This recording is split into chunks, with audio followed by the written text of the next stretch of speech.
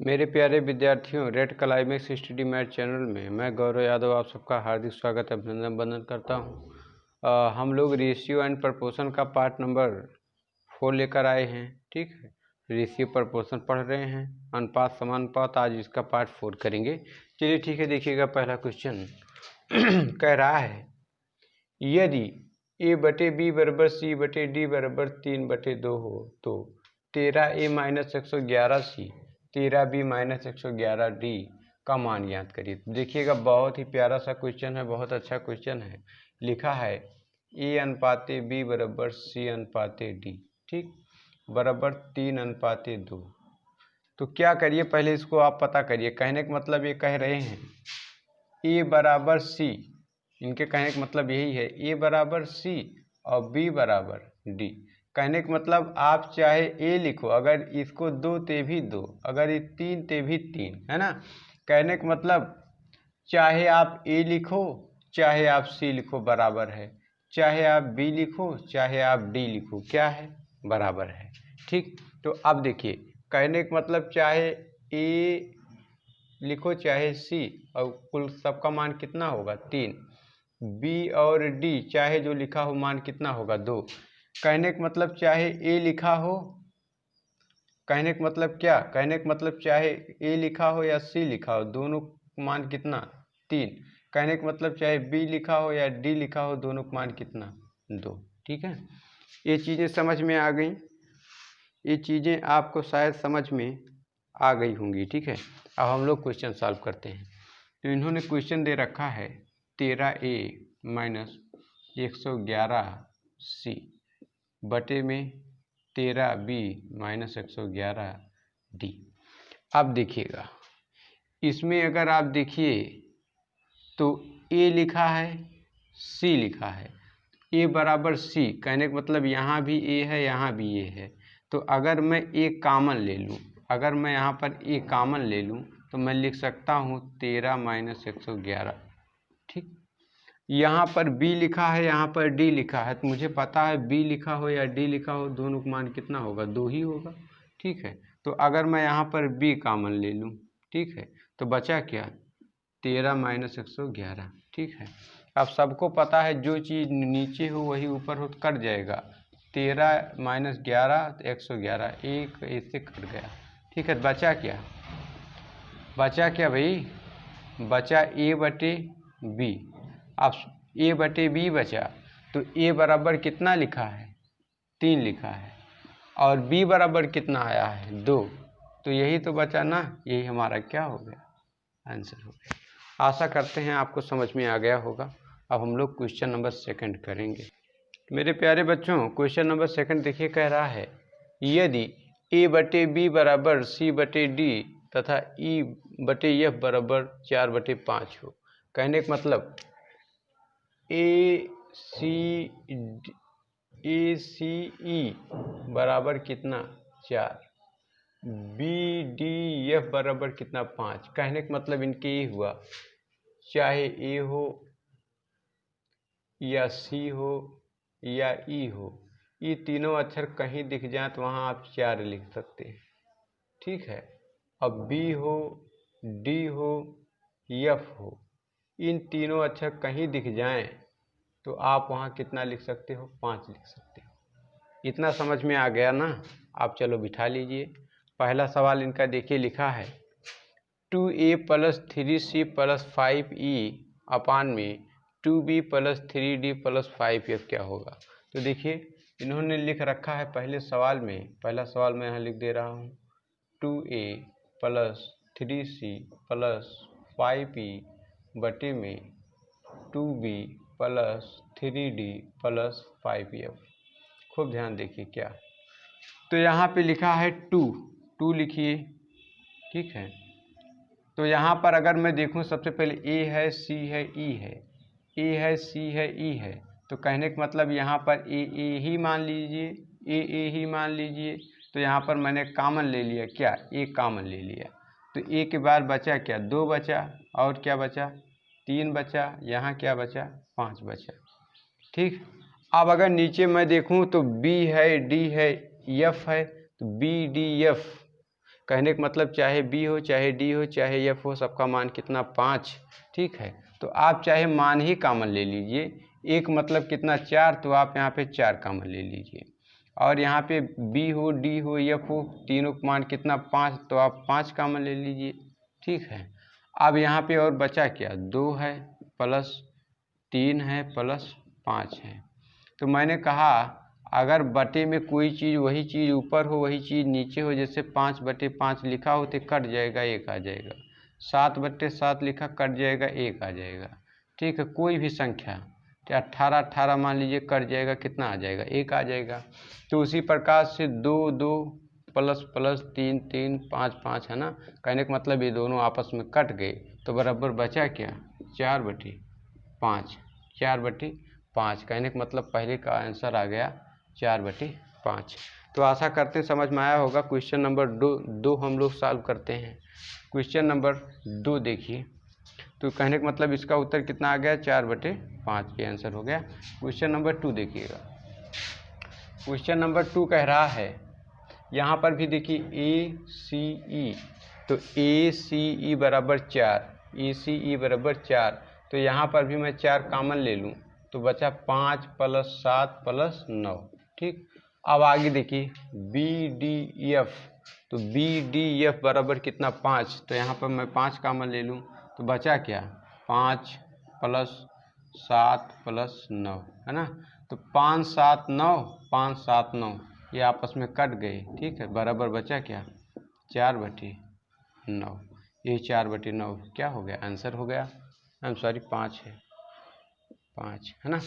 तो यही हमारा क्या हो गया आंसर। तो आशा करते हैं समझ में आया होगा। अब हम लोग क्वेश्चन नंबर करेंगे 3। तो क्वेश्चन नंबर 3 देखिएगा, कह रहा है यदि A/B बराबर C/D, E/F बराबर 3/1 हो तो पहला question m + n ma + nc + pe बटे में mb + nd + pf equal to what. Second है ma² + nc² + pe² बटे mb² nd² + pf² क्या होगा। और थर्ड क्वेश्चन इसी में है m² a + n² + c² + p² e अपान में m² b + n² d + p² f क्या होगा। ठीक है, तो देखिएगा इसमें क्या करना है, a बराबर है c के और c बराबर है e के और ये सब बराबर है किसके 3 के। कहने का मतलब मित्रों कहीं चाहे a कहे चाहे c कहे चाहे e कहे कितना मानना है 3 मानना है, चाहे b कहे या d कहे या f कहे तो कितना मानना है 1 मानना है। समझ में आ गया लड़के, बिल्कुल। चलो अब क्वेश्चन ये देखो सॉल्व करते हैं। क्वेश्चन पहला क्वेश्चन इन्होंने कहा है ma + nc + pe और बटे में कहा है mb + nd + pf। ठीक ना, pf क्या होगा देखिए। तो यहाँ पर देखिएगा a है c है e है, ACE बराबर 3, तो अगर मैं यहाँ पर 3 कॉमन ले लूँ तो बचा क्या m + n और प्लस क्या बचा p। ठीक है, आगे देखिए यहाँ b है d है f है, BDF बराबर कितना 1 अगर मैं कॉमन ले लूँ तो यहाँ पे बचे क्या m बचा + n बचा और प्लस क्या बचा p बचा। तो आपको पता है जो चीज़ें नीचे वही चीज़ें सेम ऊपर हो कट जाती है, ये तीनों कट गए तो बराबर बचा क्या, बराबर बचा 3/1, 3/1। तो 3/1 को हम चाहें तो लिख दे 3:1 या 3/1 ही आपका क्या हो जाएगा आंसर हो जाएगा। तो ये हो गया पहला आंसर। अब दूसरा सवाल इसी का देखिए, अगर मैं ये दूसरा वाला सवाल सॉल्व करूँ इसका, तो दूसरा सवाल कह रहा है m e² + nc² + pe² बटे आपका mb² + nd² + pf² बराबर क्या होगा, खूब ध्यान देखिएगा। तो यहाँ a² a है c है और e है, तो ए सी ई बराबर 3, तो कहने का मतलब मैं लिख सकता हूँ यम गुणे एक मतलब कितना, एक मतलब 3 है ना, 3 स्क्वायर लगा स्क्वायर लिख दीजिए, ठीक, प्लस यन लिखिए सी, और सी का मतलब कितना, सी का मतलब भी 3, तो यहाँ पे वर्ग है वर्ग लगा दीजिए, प्लस पी लिख दीजिए। ई का मतलब भी 3 होगा, तो गुणे में 3 यहाँ पे गुणा लगा दीजिए, गुणे 3 का स्क्वायर, ये बन गया। और नीचे यम लिखा, यम अब लिखा है बी, बीच में इन दोनों के बीच में यम और बी के बीच में गुणे का चिन्ह होगा, ठीक है। तो बी लिखा, बी का बी हो डी हो एफ हो एक मानना है, तो कहने का मतलब यहाँ पर 1 का स्क्वायर प्लस यन, और डी का मतलब भी एक होता है गुणे 1 का स्क्वायर प्लस पी, और गुणे यफ का मतलब भी एक होगा, और यहाँ स्क्वायर लगा स्क्वायर। अब हल कर लीजिए मित्रों, जब आप हल करिएगा तो आप देखिए, ठीक है, तो आप देखिए 3 का वर्ग यम गुणे 3 त्रिका 9 प्लस यन, और 3 दूनाई 6 गुणे 6 है ना, प्लस यहाँ पे देखिए 3 त्रिका 9 मतलब पी 9 हो जाएगा, और बटे में यम ए स्क्वायर मतलब यम इंटू 1 हो गया, प्लस यन 1 लिखा है ए स्क्वायर तो मतलब n plus 1 plus p plus 1 p into 1। अब यहाँ कुछ कॉमन लेने लायक है, तो देखिए यम एन पी को अगर मैं कॉमन ले लूँ, यम एन पी को अगर मैं कॉमन ले लूँ, 1 मिनट, तो यहाँ पर कुछ कॉमन लेने लायक है। देखिए 1 मिनट, अगर आप यहाँ पे देखिएगा थोड़ा सा, चलिए 1 मिनट रुक जाइए। एक चीज़ देखिए, यहाँ 3 स्क्वायर, यहाँ 3 स्क्वायर, यहाँ 3 स्क्वायर, कहने का मतलब अगर मैं इस 3 स्क्वायर को कॉमन ले लूँ तो बचा क्या, यहाँ यम बचा, यहाँ पर यन बचा, और यहाँ पर क्या बचा, पी बचा, बटे यहाँ पर एक स्क्वायर, अगर मैं 1 स्क्वायर को कॉमन ले लूँ तो बचा क्या, यम बचा प्लस यन बचा और प्लस पी बचा, ये इससे कैंसिल हो गया, तो बचा क्या, 3 का स्क्वायर 9 और 1 का स्क्वायर 1, चाहे आप इसको कह सकते हैं, है ना, 9:1, यही हमारा क्या हो गया आंसर। तो ये मेरा दूसरा आंसर था। अब हम लोग क्वेश्चन नंबर 3 देखेंगे। क्वेश्चन नंबर इसका 3 देखिए, क्वेश्चन नंबर 3 क्या दिया हुआ है, 3 आप देखिएगा, क्वेश्चन नंबर 3 कह रहा है यम स्क्वायर, तो आप लिख लीजिए यम स्क्वायर प्लस ए का मतलब कितना 3, और प्लस यन स्क्वायर कर दीजिए प्लस सी का मतलब कितना 3, ठीक, प्लस पी स्क्वायर लिखा, पी लिखिए प्लस ई लिखा है, ई का मतलब कितना, एक मतलब 3, इसका मतलब यहाँ गुणे 3 है ना, बटी। अब यहाँ देखिए यम स्क्वायर लिखा है, यम स्क्वायर लिखिए, बी लिखा है, बी का मतलब कितना, बी का मतलब 1, तो गुणे में 1 प्लस यन स्क्वायर प्लस डी, और डी का मतलब भी 1, डी का मतलब यन स्क्वायर गुणे डी का मतलब 1 प्लस पी लिखा है, पी स्क्वायर लिखिए, ठीक है, और यफ का मतलब कितना है 1। अब क्या करिए, देखिए कुछ कॉमन बन रहा है, यहाँ मैं देखूँ 3 यहाँ है, 3 यहाँ है, 3 यहाँ, कहने का मतलब ऊपर कॉमन ले लिया 3, तो बचा क्या, यम स्क्वायर प्लस यन स्क्वायर प्लस पी स्क्वायर, और बटे में क्या बचा, बटे में देखिएगा एक यहाँ है, एक यहाँ, एक यहाँ, अगर मैं 1 कॉमन ले लूँ तो बचा क्या, तो बचा यम स्क्वायर प्लस यन स्क्वायर और प्लस पी स्क्वायर, ठीक है। तो जो चीज़ नीचे है वही चीज़ ऊपर, आपस में चीज़ें कट जाएंगी, तो बचा क्या 3/1 का मतलब 3:1, यही क्या हो गया, आंसर हो गया। आशा करते हैं समझ में आया होगा। अब हम लोग करेंगे क्वेश्चन नंबर 4। चलिए क्वेश्चन नंबर 4 देखिएगा। कह रहा है ए का 30% बराबर बी का 70%, बी का 10% बराबर सी का 20% है, तो ए बी सी का मान। देखिएगा इनका मतलब क्या हुआ, ए का मतलब गुणा 30% बराबर बी का, यहाँ भी है का मतलब गुणा 70 लिखा है, 70% बराबर, ठीक है, बराबर क्या कह रखा है, फिर कामा लगा दीजिए, लिखा है बी का लिखा है गुणे 10% बराबर सी, फिर का लिखा है 20%, है ना। तो देखिएगा क्या करेंगे जो चीज़ें बराबर की इधर हैं उधर हैं वो आपस में कट जाएंगी, ठीक है। तो देखिएगा परसेंट परसेंट 0 0 कहने का मतलब ये दोनों कट गए, ठीक है।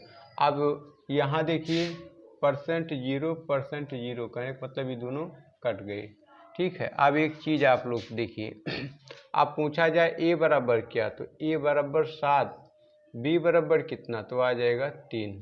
यहाँ बी बराबर कितना, तो बी बराबर हो जाएगा बी बराबर कितना है 2, है ना, 2 और सी बराबर कितना, तो 1। कहने का मतलब इस यहाँ पर एक नोट लिख लीजिए।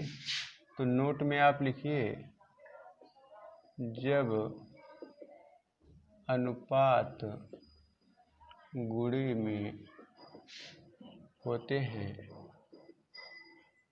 तो एक दूसरे के विपरीत होते हैं, विपरीत होते हैं, ठीक है।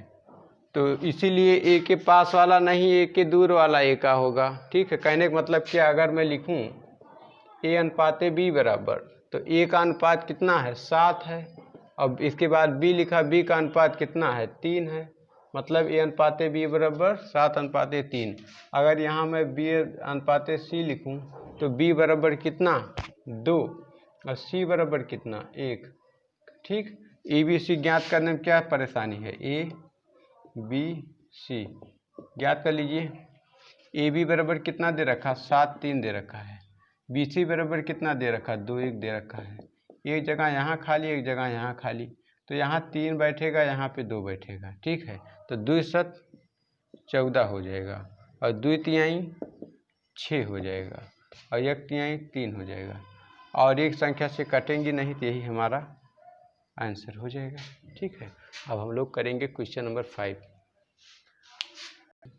क्वेश्चन नंबर 5 देखिए, कह रहा है कि यदि ए अनुपात बी बराबर 7:5, तो इससे आप क्या समझे, ए बराबर पूछा जाए तो आप बताइएगा 7, बी बराबर पूछा जाए तो 5। अब इन्होंने कहा है तो ए स्क्वायर प्लस बी स्क्वायर का मान, है ना।